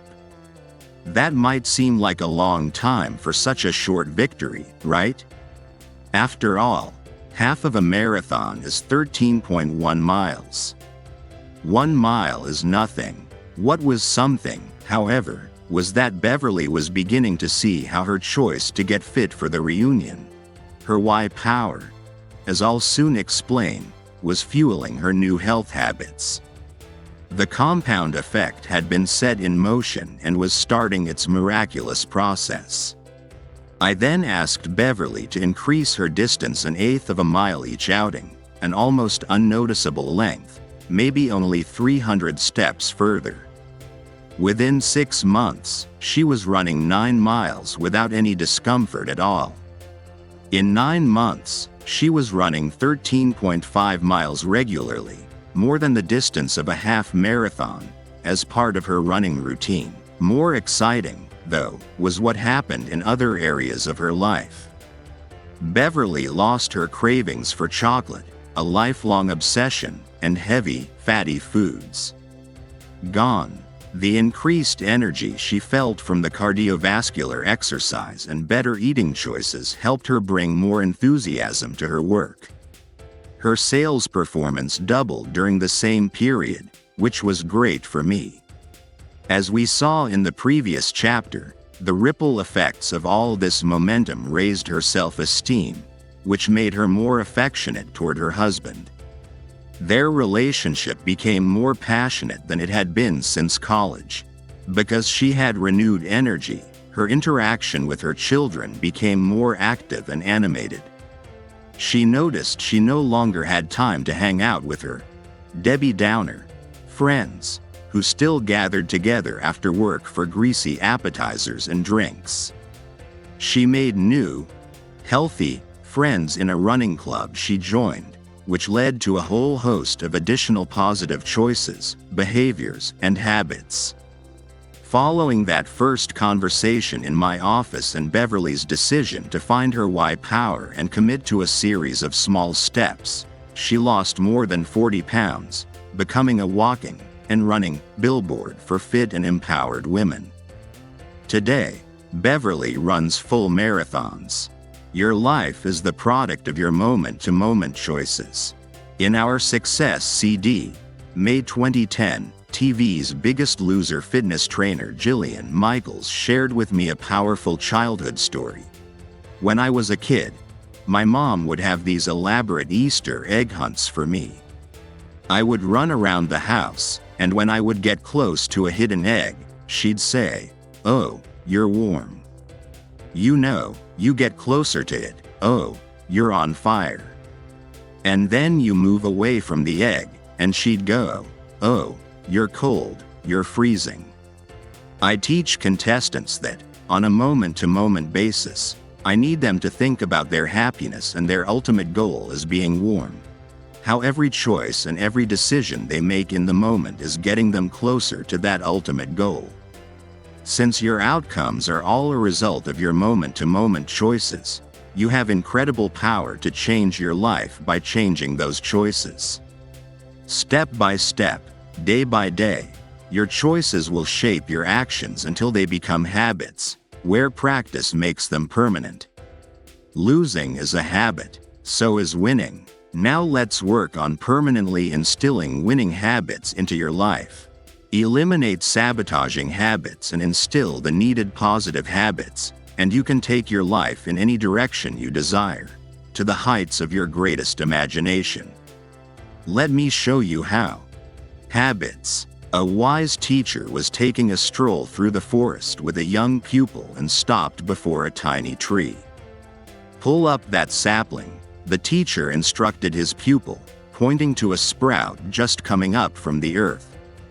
The youngster pulled it up easily with his fingers. "Now pull up that one," said the teacher, indicating a more established sapling that had grown to about knee-high to the boy. With little effort, the lad yanked, and the tree came up, roots and all. "And now, this one," said the teacher, nodding toward a more well-developed evergreen that was as tall as the young pupil. With great effort, throwing all his weight and strength into the task, using sticks and stones he found to pry up the stubborn roots, the boy finally got the tree loose. "Now," the wise one said, "I'd like you to pull this one up." The young boy followed the teacher's gaze, which fell upon a mighty oak so tall the boy could scarcely see the top. Knowing the great struggle he just had pulling up the much smaller tree, he simply told his teacher, "I am sorry, but I can't." "My son, you have just demonstrated the power that habits will have over your life," the teacher exclaimed. "The older they are, the bigger they get, the deeper the roots grow, and the harder they are to uproot. Some get so big, with roots so deep, you might hesitate to even try. Creatures of habit. Aristotle wrote, "We are what we repeatedly do." Merriam-Webster defines habit as an acquired mode of behavior that has become nearly or completely involuntary. There's a story about a man riding a horse, galloping quickly. It appears that he's going somewhere very important. A man standing along the roadside shouts, "Where are you going?" The rider replies, "I don't know." Ask the horse. This is the story of most people's lives. They're riding the horse of their habits, with no idea where they're headed. It's time to take control of the reins and move your life in the direction of where you really want to go. If you've been living on autopilot and allowing your habits to run you, I want you to understand why. And I want you to let yourself off the hook. After all, you're in good company. Psychological studies reveal that 95% of everything we feel, think, do, and achieve is a result of a learned habit. We're born with instincts, of course, but no habits at all. We develop them over time. Beginning in childhood, we learn a series of conditioned responses that lead us to react automatically, as in, without thinking, to most situations. In your day-to-day life, living automatically has its definite positives. If you had to consciously think about every step of each ordinary task, making breakfast, driving the kids to school, getting to work, and so on, your life would grind to a halt. You probably brush your teeth twice a day on autopilot. There's no big philosophical debate, you just do it. You strap on your seatbelt the minute your butt hits the seat. No second thoughts. Our habits and routines allow us to use minimal conscious energy for everyday tasks. They help keep us sane and enable us to handle most situations reasonably well. And because we don't have to think about the mundane, we can focus our mental energy on more creative and enriching thoughts. Habits can be helpful, as long as they're good habits, that is. If you eat healthfully, you've likely built healthy habits around the food you buy and what you order at restaurants. If you're fit, it's probably because you work out regularly. If you're successful in a sales job, it's probably because your habits of mental preparation and positive self-talk enable you to stay optimistic in the face of rejection. I've met and worked with many great achievers, CEOs, and superstars, and I can tell you they all share one common trait. They all have good habits. That's not to say they don't have bad habits, they do. But not many. A daily routine built on good habits is the difference that separates the most successful among us from everyone else. And doesn't that make sense? From what we've already discussed, you know successful people aren't necessarily more intelligent or more talented than anyone else. But their habits take them in the direction of becoming more informed, more knowledgeable, more competent, better skilled, and better prepared. My dad used Larry Bird as an example to teach me about habits when I was a kid. Larry Legend is known as one of the greatest professional basketball players.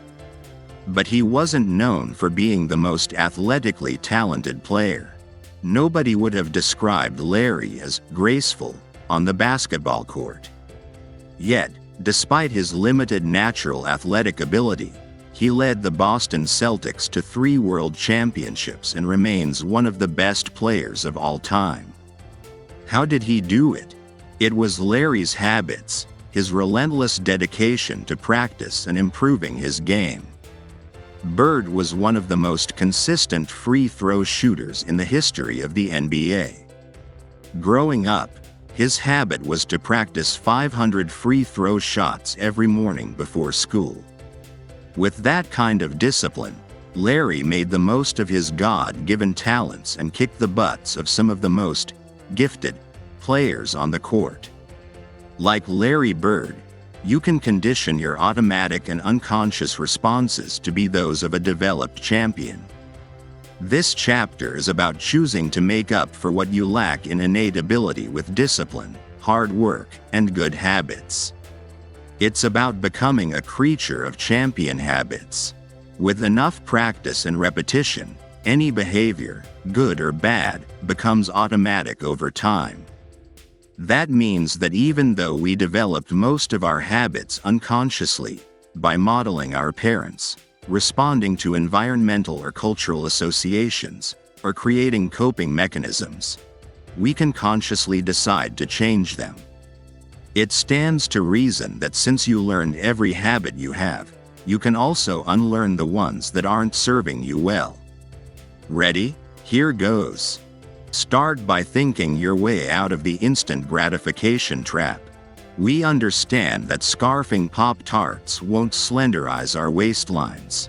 We realize that logging 3 hours a night watching Dancing with the Stars and NCIS leaves us with 3 fewer hours to read a good book or listen to a terrific audio. We get that merely purchasing great running shoes doesn't make us marathon ready.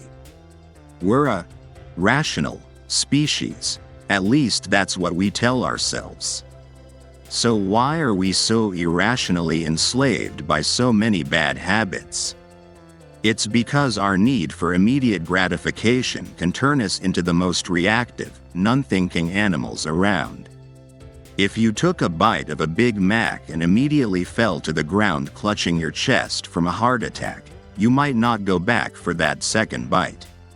If your next puff of a cigarette instantly mutated your face into that of a weathered 85-year-old, chances are you'd pass on that, too. If you failed to make that 10th call today and were immediately fired and bankrupted, suddenly picking up the phone would be a no-brainer. And if that first forkful of cake instantly put 50 pounds on your frame, saying, "No thank you," to dessert would be the true piece of cake. The problem is that the payoff for instant gratification derived from bad habits often far outweighs what's going on in your rational mind concerning long-term consequences. Indulging in our bad habits doesn't seem to have any negative effects at all in the moment. You don't have that heart attack, your face doesn't shrivel up, you're not standing in the unemployment line, and your thighs aren't thunderous. But that doesn't mean you haven't activated the compound effect. It's time to wake up and realize that the habits you indulge in could be compounding your life into repeated disaster. The slightest adjustments to your daily routines can dramatically alter the outcomes in your life. Again, I'm not talking about quantum leaps of change or a complete overhaul of your personality, character, and life. Super small, seemingly inconsequential adjustments can and will revolutionize everything. The best illustration I can give you to emphasize the power of small adjustments is that of a plane traveling from Los Angeles to New York City. If the nose of the plane is pointed only 1% off course, almost an invisible adjustment when the plane's sitting on the tarmac in Los Angeles, it will ultimately end up about 150 miles off course, arriving either upstate in Albany or in Dover, Delaware. Such is the case for your habits. A single poor habit, which doesn't look like much in the moment, can ultimately lead you miles off course from the direction of your goals and the life you desire. Most people drift through life without devoting much conscious energy to figuring out specifically what they want and what they need to do to take themselves there. I want to show you how to ignite your passion and help you aim your unstoppable creative power in the direction of your heart's dreams and desires. Uprooting bad habits that have grown into mighty oaks is going to be arduous and difficult. To see the process through will require something greater than even the most relentless determination. Willpower alone won't cut it. Finding your mojo, your why power. Assuming willpower is what you need to change your habits is like trying to keep a hungry grizzly bear out of your picnic basket by covering it with a napkin. To fight the bear of your bad habits, you need something stronger. When you struggle to do the hard work of achieving your goals, it's easy to believe you simply lack willpower. I disagree. It's not enough to just choose to be successful. What will keep you consistent with the new positive choices you need to make? What will stop you from falling back into your old, mindless bad habits? What will make this time different from the times you've tried and failed before? The moment you get the slightest bit uncomfortable, you'll be tempted to slide back into your old, comfortable routine. You've tried willpower before, and it has failed you. You've set resolutions and let them go. You thought you were going to lose all that weight last time. You thought you'd make all those sales calls last year. Let's stop the insanity and do something different so you can get different and better results. Forget about willpower. It's time for why power. Your choices are only meaningful when you connect them to your desires and dreams. The wisest and most motivating choices are the ones aligned with what you identify as your purpose, your core self, and your highest values. You've got to want something and know why you want it, or you'll end up giving up too easily. So, what is your why? If you want to make significant improvements in your life, you need a compelling reason. And to make you truly commit to the necessary changes, your why must be something deeply motivating to you. You need something that will make you want to get up and go, go, go, go, go, for years. So, what moves you the most? Identifying your why is critical. What motivates you is the ignition for your passion, the source of your enthusiasm, and the fuel of your persistence. This is so important that I made it the focus of another book, Living Your Best Year Ever, a proven system for achieving big goals. You must know your why everything's possible. The power of your why is what gets you to stick through the grueling, mundane, and laborious. All of the hows will be meaningless until your whys are powerful enough. Until you've set your desire and motivation in place, you'll abandon any new path you seek to better your life. If your why power, your desire, isn't great enough, if the fortitude of your commitment isn't powerful enough, you'll end up like every other person who makes a New Year's resolution and gives up too quickly and reverts to sleepwalking through poor choices. Let me give you an analogy to help bring it home. If I were to put a 10-inch wide, 30-foot long plank on the ground and say, if you walk the length of the plank, I'll give you $20, would you do it? Of course, it's an easy $20. But what if I took that same plank and made a rooftop bridge between two 100-story buildings? That same $20 for walking the 30-foot plank no longer looks desirable or even possible, does it? You'd look at me and say, not on your life. However, if your child was on the opposite building, and that building was on fire, would you walk the length of the plank to save him? Without question and immediately, you did, $20 or not. Why is it that the first time I asked you to cross that sky-high plank, you said no way, yet, the second time you wouldn't hesitate? The risks and the dangers are the same. What changed? Your why changed. Your reason for wanting to do it. You see, when the reason is big enough, you will be willing to perform almost anyhow. To truly ignite your creative potential and inner drive, you have to look beyond the motivation of monetary and material goals. It's not that those motivations are bad, in fact, they're great. I'm a connoisseur of nice things. But material stuff can't really recruit your heart, soul, and guts into the fight. That passion has to come from a deeper place. And, even if you acquire the shiny objects, you won't capture the real prize, happiness and fulfillment. In my interview with peak performance expert Anthony Robbins, Success, January 2009, he said, I have seen business moguls achieve their ultimate goals, but still live in frustration, worry, and fear. What's preventing these successful people from being happy? The answer is they have focused only on achievement and not fulfillment. Extraordinary accomplishment does not guarantee extraordinary joy, happiness, love, and a sense of meaning. These two skill sets feed off each other, and make me believe that success without fulfillment is failure. Well said. That's why it's not enough to choose to be successful. You have to dig deeper than that to find your core motivation, to activate your superpower. Your why power. Core motivation. The access point to your why power is through your core values, which define both who you are and what you stand for. Your core values are your internal compass, your guiding beacon, your personal GPS.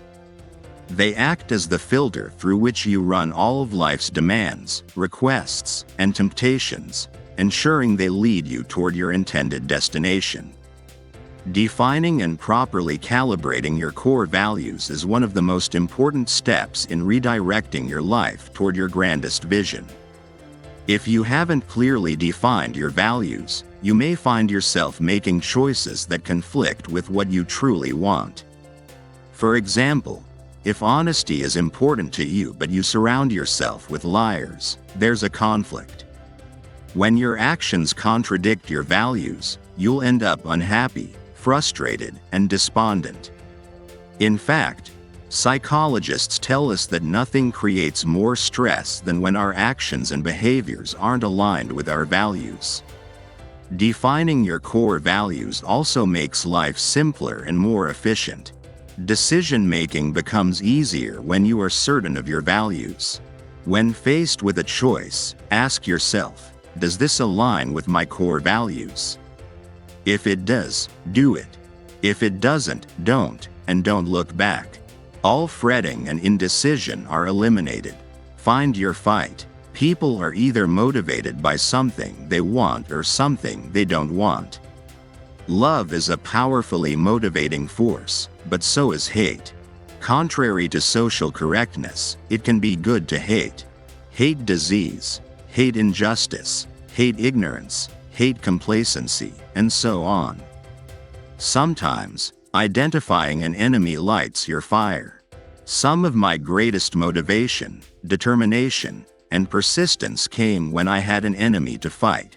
Throughout history, the most transformational stories and political revolutions have come as a result of fighting an enemy.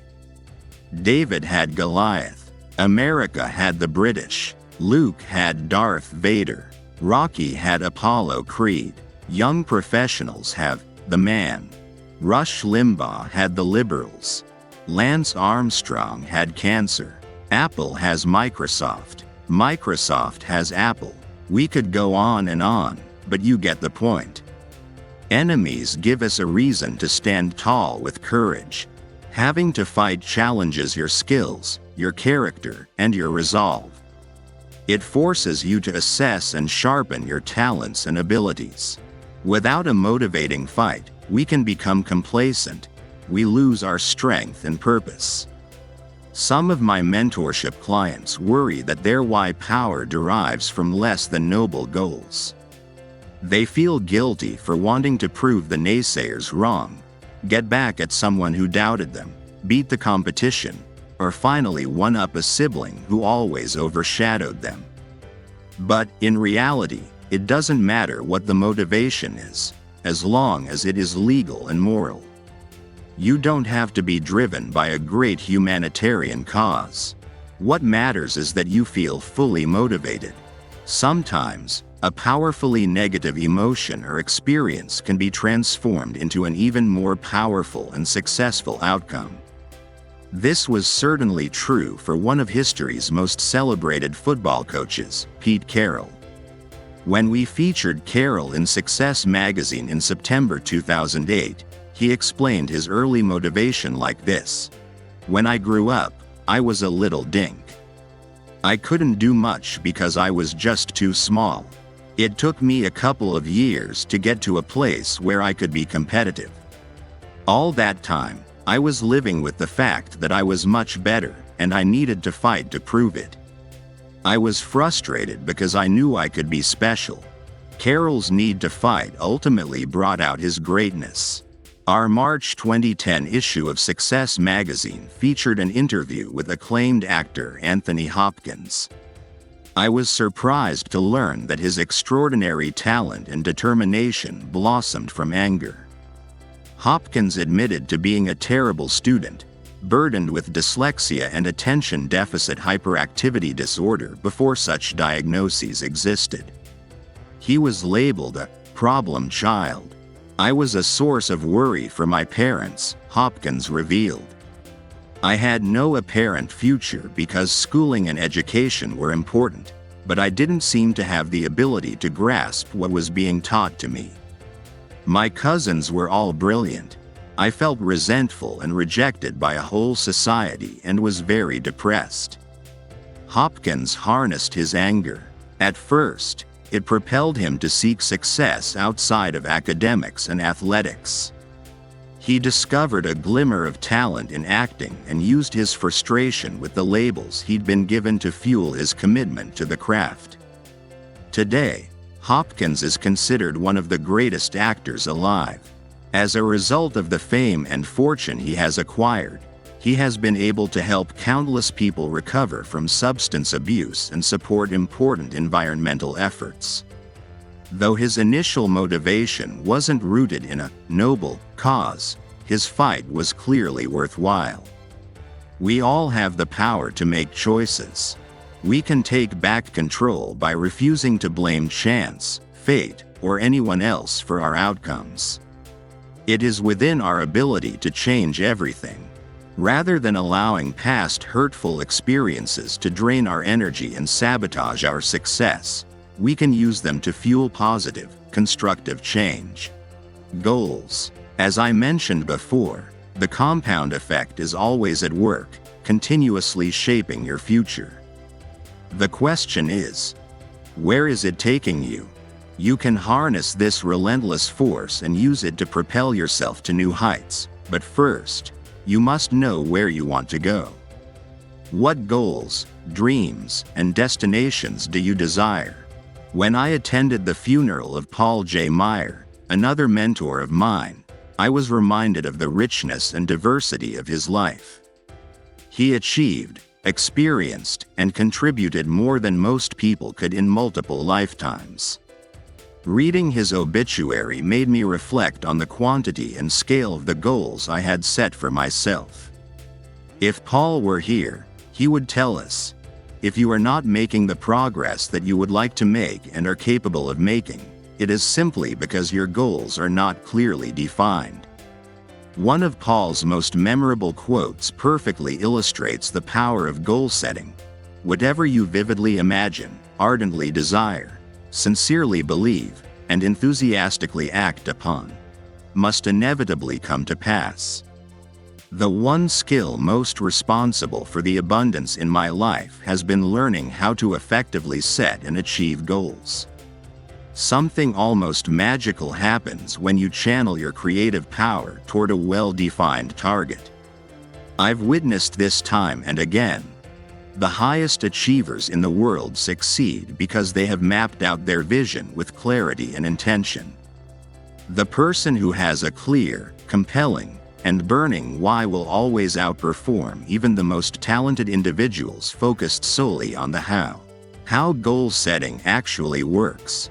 The mystery, secret, revealed. You only see, experience, and get what you look for. If you don't know what to look for, you certainly won't get it. By our very nature, we are goal-seeking creatures. Our brain is always trying to align our outer world with what we're seeing and expecting in our inner world.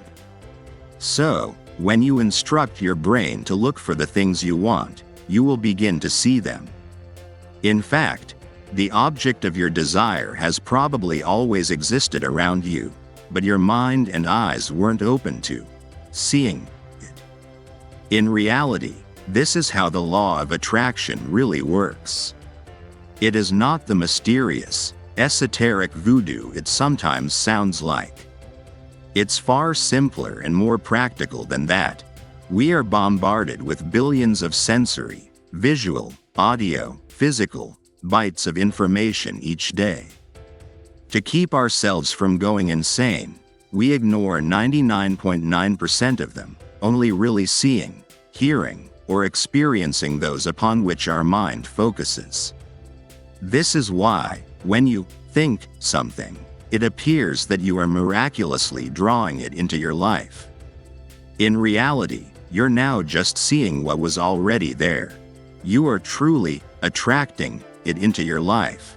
It wasn't there before or accessible to you until your thoughts focused and directed your mind to see it. Make sense? This isn't mysterious at all. In fact, it's quite logical. Now, with this new perception, Whatever your mind is thinking internally is what it will focus on and, all of a sudden, see, within that 99.9% of remaining space. Here's a well-worn example, because it's so true. In shopping for or buying a new car, you suddenly start to see that model and make everywhere, right? It seems like there are tons of them on the streets all of a sudden when they weren't there yesterday. But is that realistic? Of course not. They were there all along, but you weren't paying attention to them. Thus, they didn't really exist to you until you gave them your attention. When you define your goals, you give your brain something new to look for and focus on. It's as if you're giving your mind a new set of eyes from which to see all the people, circumstances, conversations, resources, ideas, and creativity surrounding you.